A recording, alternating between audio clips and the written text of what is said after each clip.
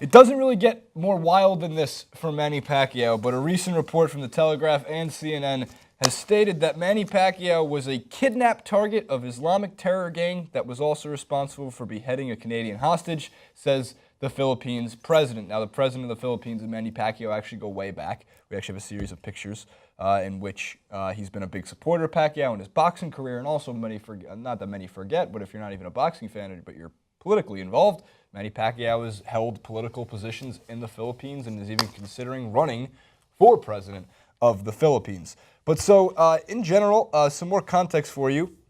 Benigno Aquino revealed the kidnap plot by the Abu Sayyaf group as he vowed to hunt down the Muslim extremist who murdered John Ridsdel, who was the Canadian hostage who was unfortunately beheaded on the jungle-carpeted southern island of Sulu. The whole point of this, and it wasn't just the Canadian hostages that they took, but Pacquiao was basically a way to really show the Islamic State, ISIS, that they were devoted, that they were going to go through with whatever they possibly could to make them proud. It's, I mean, lack of better words, it's batshit insane. Yeah, it's nuts, especially for someone as prestigious as Manny Pacquiao. And it's stated here in one of the articles that Abu Sayyaf, as you said, the militants, they're seeking independence for a province in southern Philippines. So they also wanted to explode bombs in metropolitan Manila to try to get funding from the Islamic State, but the plans were uncovered, as Aquino stated. So they've got their objective, and one way to try and meet that objective in their terms is to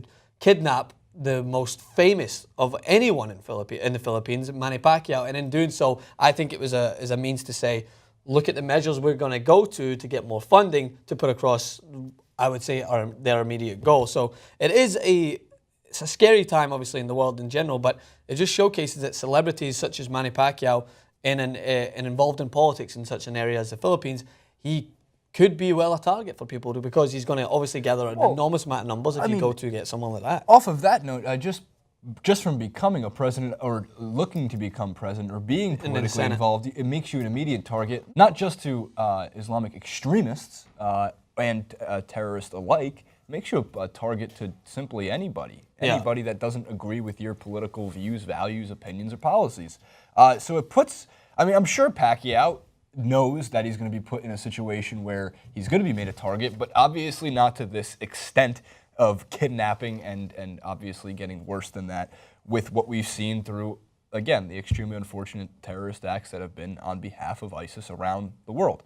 The only thing to the other side of it, by the way, was, I mean, what if Manny Pacquiao boxed his way out of the kidnapping? He wouldn't go down without a fight, I'll tell you that. It's like, what if, you know, they didn't know what they're dealing with? A couple body shots. It's like one of those videos you see where the people try to pull like pranks on someone, not knowing that he's actually a boxer and just completely knocks him out. Those need to stop though. The internet prank virality thing. Virality has become a word, I'm pretty sure, altogether. It might have been a word beforehand, but now at least it's become used enough on social media and of course on the internet. But those pranks have gotten completely out of control. I don't want to sidetrack too much here, but just in general, like, there's nothing funny about the idea, because you mentioned like there's been kidnapping pranks. Yeah. There's nothing funny about a kidnapping prank. It's insane. So, I mean, obviously, with Manny Pacquiao at the moment, he's obviously a prestigious name in the Philippines, but he's a two-term congressman in the Philippines, running for the 12 Senate seats in the Philippines in the national elections on May 9th. So, if you didn't already think that someone of Manny Pacquiao was going to be of even more importance to the Philippines, he's just about to be.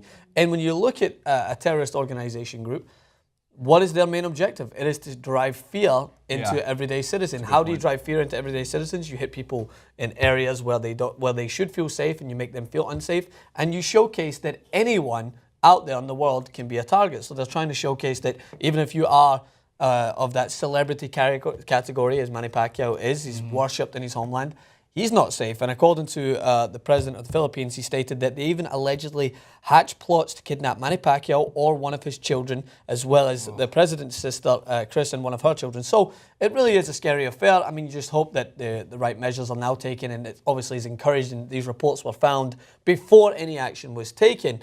But that is their role. And I mean, that overall, to nullify any plan of what these organization groups are potentially trying to do is to just go about everyday business and try not to be swayed one way or another. But it's easy for me to sit here in this room and say something like that. But unless you're in a situation, you really can't understand it. I'm sure Manny Pacquiao has an abundance of security officials ready in arms in case anything like this is approached to him, and I'm sure he's got a haymaker ready for a couple of them. Yeah, a couple of those body shots would go a long way. All right, comment below with what you think about the Manny Pacquiao alleged kidnapping plot from the Islamic terror gang. Scary stuff going on in the world, but we're happy to bring you the news and any other updates, at least regarding to Manny Pacquiao's political career with the Philippines. Like, favorite, subscribe to the video at Francis_Maxwell and at Francis Maxwell Host on Instagram, at TYT Sports, Facebook.com/TYT Sports, Watchable.com/TYT Sports, everything. Jason Rubin 91 on both. I'll give you a plug.